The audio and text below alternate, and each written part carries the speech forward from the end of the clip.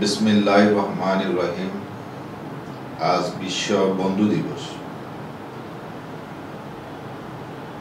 National employment human rights ফাউন্ডেশনের পক্ষ থেকে সিটিজি টাইম এবং চ্যানেল কর্ণফুলীর অগণিত দর্শকদেরকে এবং আমার পেজে যারা আমার সাথে সম্পৃক্ত আছেন তাদেরকে লাল গোলাপ শুভেচ্ছা জানাই।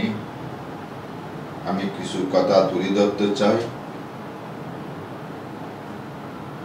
সৎ বন্ধু হলে অনেক কিছু পাওয়া যায়, অসৎ বন্ধু হলে সিগারেট, মাদক, চাঁদাবাজি, টেন্ডারবাজি অনেক কিছুতে জড়িত হয়ে যায়। সৎ বন্ধু চিনা বড় মুশকিল। প্রথমে আমরা বন্ধুত্ব করি একজন অপরজনকে ভালোবাসার কারণে।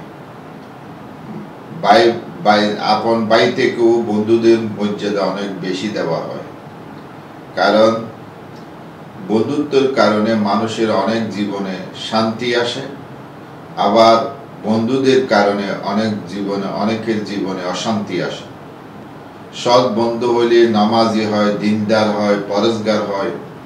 সৎ বন্ধু পাওয়া গেলে মানুষের জীবন জীবিকার উন্নতি সাধিত হয়।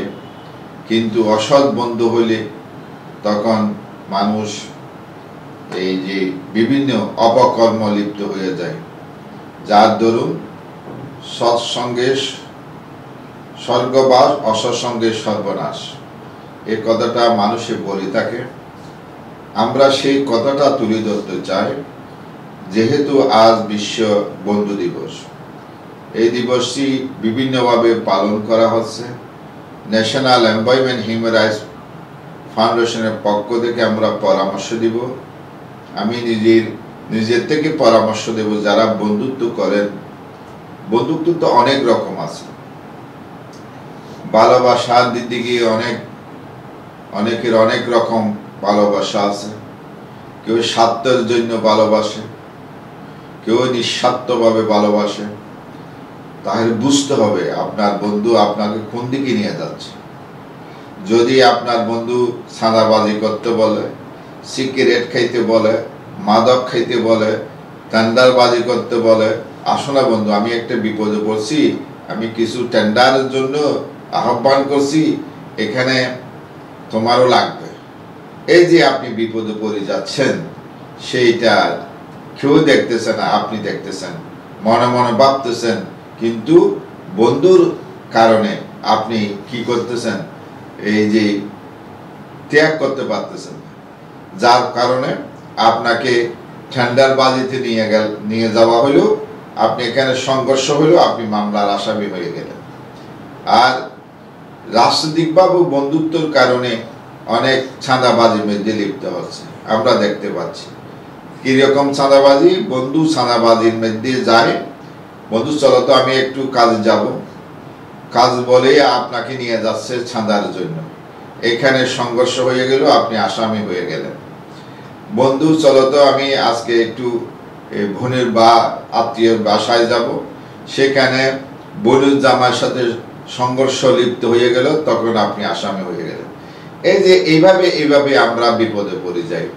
বন্ধুদের কারণে অনেক বিপদ নেমে আসে এবং সাংসারিক জীবনেও অনেক কিছু অসুবিধা হয়ে যায়।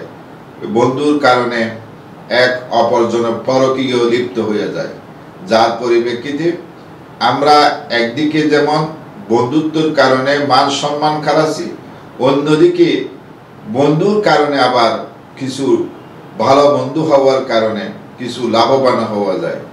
এক বন্ধু ব্যবসা বাণিজ্য করতেছে, বন্ধু চলো আমার সাথে ব্যবসা বাণিজ্য লিপ্ত হয়ে যাও তুমি, তাহলে অনেক কিছু পাওয়া যায়। তাই বন্ধু চিনাটা বড় মুশকিল। প্রথমে আপনার সেই দিকে লক্ষ্য রাখতে হবে, আপনি কেমন বন্ধু, আপনার পারিবারিকভাবে তাকে কিভাবে চিনেন সেটা আপনাকে বুঝতে হবে। তাহলে আপনি এই যে বন্ধুত্বের কারণে আপনি একটু ভালো বন্ধু পেয়েছেন, আর যদি আপনি সুন্দরভাবে ওই যে খারাপ বন্ধুদের সাথে পাল্লায় পড়ে যান, তাহলে আপনার জীবনে অশান্তি নেমে আসবে একদিকে মান সম্মান খারাপের, অন্যদিকে এই যে অন্ন বস্ত্র বাসস্থান বিভিন্ন হারাইতে হবে আপনাকে। এরকম অনেক বন্ধু দেখছি তার বিড়া বাড়ি পর্যন্ত বিক্রি করে দিতে হয়েছে। যেমন অনেক বন্ধুর কারণে এই যে ব্যাংকের লেনদেনের ক্ষেত্রে বন্ধু একটি আপনার এটা সাক্ষী হইতে হবে। তো সাক্ষী যে হলেন, এই যে মর্গেজ দেওয়া হইলো, ব্যাংক থেকে ঋণ নেওয়া হইলো, এখন বন্ধু পালাই গেল, আপনি বাজি গেলেন, এই যে ত্যাগ করলেন, কিন্তু ওই বন্ধু তোমাকে বাজায় চলে গেল। এই জন্য বন্ধুদেরকেও আগে ভাবতে হবে বন্ধু কিরকম বন্ধু আমি বাছি নিলাম। তাই আজ বিশ্ব বন্ধু দিবসে আমরা ভালো বন্ধু খুঁজবো, ভালো বন্ধু নিয়ে বাঁচি থাকবো। যে বন্ধু আমাকে বিপদে নিয়ে যাবে সেই বন্ধু থেকে নিজকে দূরে রাখার জন্য উদাত্ত আহ্বান জানিয়ে আজকের মতো বিদায় নিলাম। আল্লাহ হাফেজ।